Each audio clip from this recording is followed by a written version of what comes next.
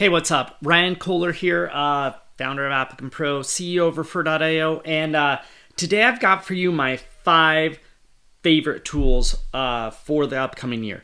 Look, so let's start right off the bat.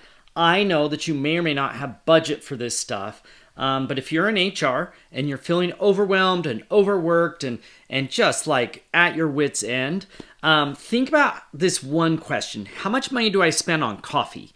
I know that if you hit Starbucks, if you hit Dutch Bros, if you hit any of those places, you're trying to level up your energy so you can deal with all the stuff coming at you, all the overwhelm, all the projects you're not getting to. And so I would just suggest you stop and think about that for a minute, because these 5 tools, I think you can get for less than $100 total. So most of them are even cheaper, have some free versions, have some ways to kind of dip your toe in the water, but they will amplify your ability to get everything else done. So I'm going to jump in here and I'm going to show you my 5 favorite tools. So number 1 by far has to be generative AI. Now, I clearly am a proponent of ChatGPT and this is the big if, I would not be using ChatGPT at work if you have not set up a workspace for it. If you are just out using free or using plus, all of your information is being fed into their language model. And while for the most part, that's probably not a big deal for job descriptions and that kind of stuff, I would just get on your own plus account. It costs $30 per month per user. You need 2 users. So yes, that's $60, but it gives you massive power and it has very little to do with the different, what's it called? I'm just getting back to where we're at. Very little to do with the fact that there's better models, okay? Yes, those models are great. Yes, they're better than 3.5, all that kind of stuff, but it has very little to do with that. What makes it so great is that you can upload files, you can search the internet, but most importantly, my 2 or 3 most important pieces. You can use the installed app on your Apple device, whether that's a MacBook or whether it's an iPhone right here, and you can voice prompt into it. That is superpower number 1. Number 2, if you look over here at these GPTs, you have the ability to build and share and control them with your team. And what that's all about, I'll show you one of them here really quick, is the ability to put ChatGPT in the driver's seat for repeatable processes. So for instance, this is a tool I built for one of my amazing clients for her to be able to rebuild her different job descriptions. She's uploading here her old job description and it's instantly turning around and reformatting it and rewriting it in her new format. The reason why it can do that is these GPTs allow you to not just script out how it's going to work, but to attach knowledge bases. In this instance, the knowledge base is her employer value proposition document that talks about why they're a great place to work, their unique perks, benefits, etc., their writing style and lingo, and then this job description writing template. It's a step-by-step template for how she wants her new ones to look. That right there, crazy powerful. The ability to set up, build a process, and then repeat it over and over and over again without having to be a prompt engineer, to be able to hand it off to your team without them needing to be able to be a prompt engineer. Now, number 2, you may look at that and say, hey, that's a little bit expensive and I don't know how to be a prompt engineer. So this is my number 2 one. And this is still in the generative AI space, talentaitools.com. I've set it up. It has a free version. You can get in there and mess with it and run the free versions effectively. I've built a bunch of these pre-trained tools for you. They're pre-built in here. They flow very similar to the way ChatGPT does. It puts me and the bot that I've trained in the driver's seat and you're in the passenger seat. So you just throw your name in there to begin. It asks you for your job title. It asks you what company you work for. Here, let me get one of these. What company you work for. It does research. It pulls it all in. Now at this point, what's super important about these tools is it just stored all of that knowledge about you, where you work, your writing frameworks, your employer value proposition, any of those things you put in it. So the next time you come in here, it's going to be smarter.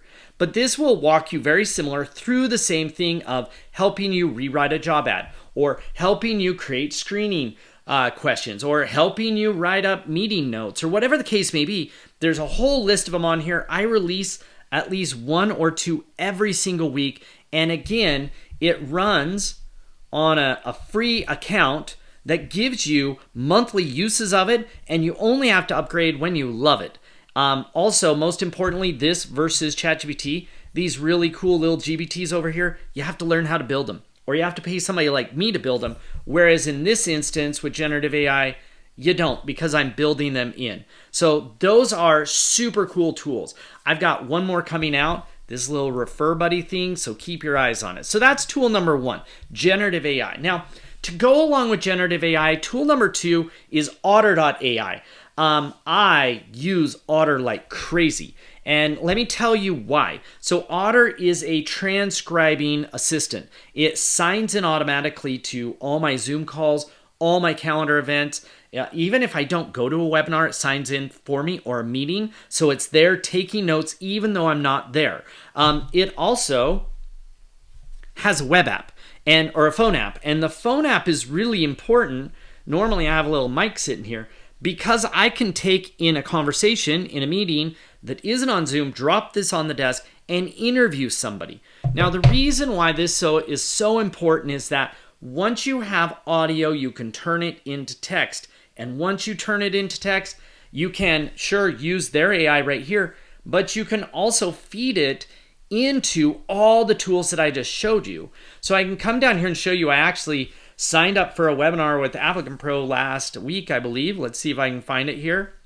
And I'll show you, because this is super cool, that it actually went to the meeting without me. So you can see here's this webinar that I missed out on about recruitment marketing at Applicant Pro.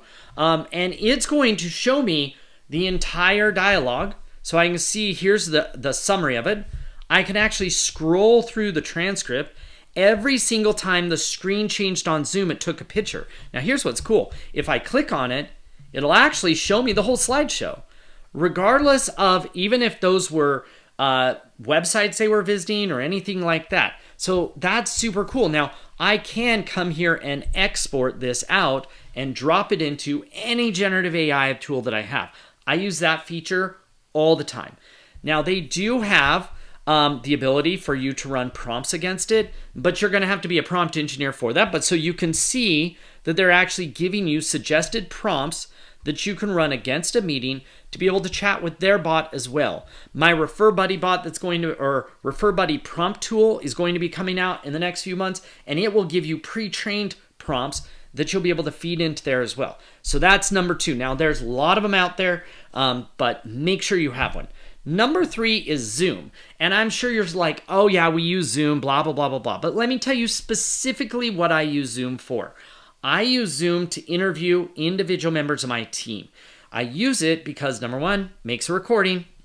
Number 2, that means there's audio. Number 3, I can drop it into Otter, transcribe it, and feed it to generative AI. Now, what type of interviews? I'm not just talking about job interviews. I'm talking about employee and manager interviews about our jobs. So for instance, if a manager sends me a job requisition, I immediately turn around and interview them. I feed the job requisition or the job description into one of my talent tools. It gives me a list of follow-up questions. I then hop on Zoom, interview that manager, talk to them. I can actually create a video I could put out there, but what I'm really after is a transcript to feed back into my tools to be able to then take and rewrite the job description based off of what the manager just said. Along those same lines, if I want to create job personas, I want to create an ad that really speaks to the employee who's doing the job, I'll actually just hop with that employee on Zoom. Again, now you'll have to figure out whether you're going to use the video or just the audio or just the transcript. And a lot of times that will be helpful to let people know, hey, I'm just using this to get the transcript, feed it into ChatGPT or into generative AI. Very, very powerful way to quickly pull information from your team and feed it to something else. One of the other things I use Zoom for, and I've got a webinar coming out about it, is how to do lunch and learns. How to assign a given topic to one of the team members to teach everybody else on Zoom, but then to be able to grab that video, turn it not just into a webinar that you send out, a video you send out to everybody, but to cut it up in smaller chunks, and again, use generative AI to turn it into a 14-day learning sequence very, very rapidly. So the next tool is AHA Slides. So I stopped using PowerPoint when I speak, and I now use AHA Slides.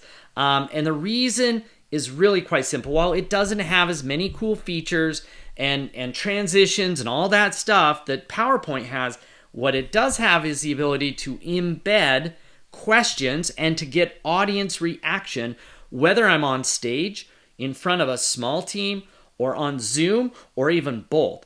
I use this to gather feedback and show that feedback as I'm going through a presentation. In this instance, I have, what do you hope to learn today? This was me teaching a group of librarians about ChatGPT. What comes to mind when I say ChatGPT? I start to be able to actually get really good information. The crowd engages with it. I can show them, not just gathering information so I can adjust what I'm talking about, but also to be able to show the crowd what's happening. Now, the really cool thing is that, of course, when this is all over, I have the ability to come in and look at a presentation report. This report will let me export into Excel not just the people who came, because that's super cool, but also all of the data. You see this little Excel export right here? It's going to provide me with all of the data that was gathered. I can take one question at a time, feed it into ChatGPT, and say, what does this tell me about the crowd? I could feed in individual and all their answers that they gave throughout it and say, how can I follow up with this person? It is an amazingly powerful thing to use with your employees, to gather feedback on the fly, to let them see how, not just to give you the feedback, but that they can see in real time what everybody else is thinking. Now, the next one is Canva. And while we may not be graphic designers, this is exactly why Canva is so powerful, is that you don't have to be a graphic designer. You can see that I build all kinds of thumbnails and slides and all types of images in here that I need to use at work. It is graphic design without needing to be a graphic designer at all, because they have so many amazing templates and tools. All right, I got one bonus tool for you.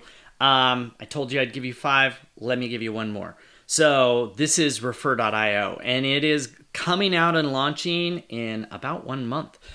Super, super cool new features that we've got. But what it actually does is allows you to stick a pop-up on your website, on your career sites, to allow job seekers to subscribe to receive job alerts from you.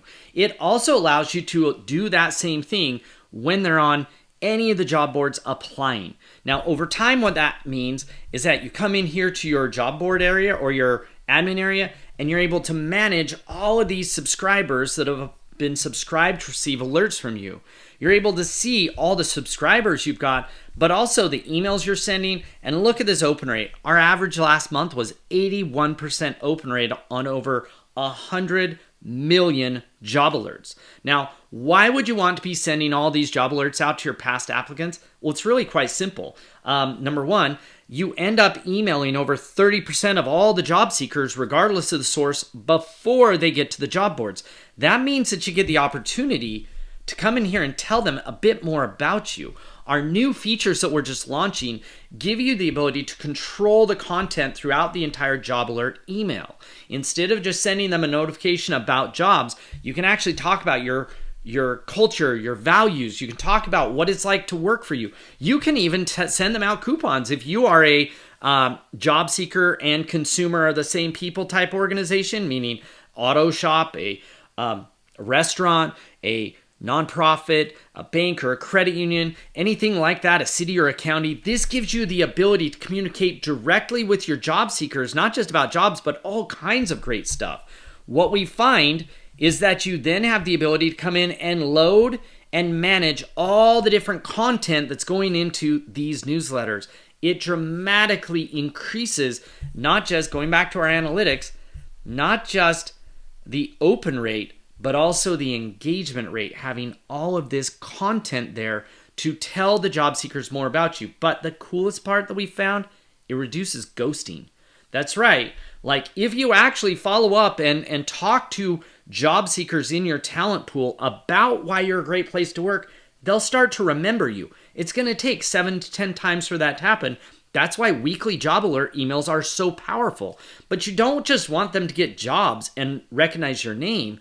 You want to recognize that name for what it stands for, your culture, your values, what it's like to work for you. And Refer is the tool to do it. What's even cooler, we have some free versions coming out, so you'll be able to use it for free. You'll be able to get your feet wet and in the pond of building employer newsletters and driving your job alerts, so you start to take back some of that control and feel like you have your own audience to go to with your jobs. When I left Applicant Pro, we were turning away 450 applicants per hire.